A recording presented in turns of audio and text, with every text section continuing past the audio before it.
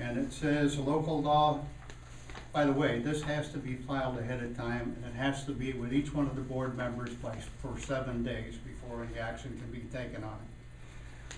But this local law, number 1 of 2011, states that local law number 3 of 2010, entitled the Town of Road Afton Preservation Law, is hereby repealed in its entirety.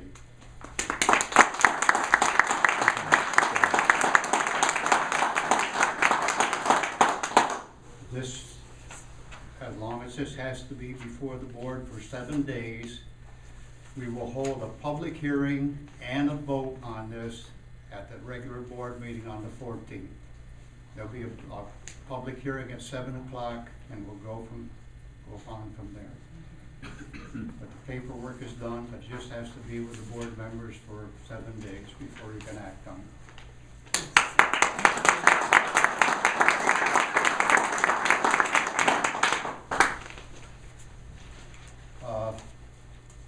The town board has discussed this a little bit, and we're of the opinion that we'd like to have a local committee review what the local folks think we can do to protect the roads in this town.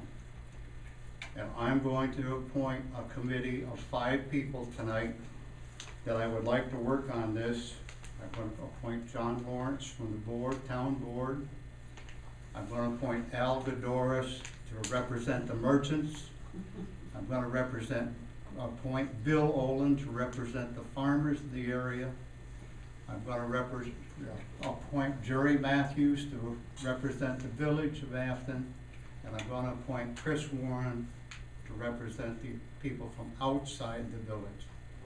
This committee will get together and meet and come up with recommendations to the town board, what we feel we're going to do from now on.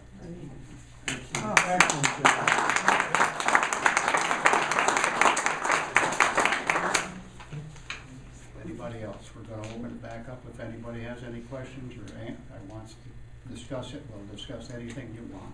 I would like just to say something that he said about Delta Engineering. When you type in road use agreement on the search bar, their agreement also comes up, Delta Engineering, to show you what they do for protection of roads. That's one of the things that. Yeah, we've actually discussed Delta Engineering. Thank you for bringing it up. Yeah, looking at that.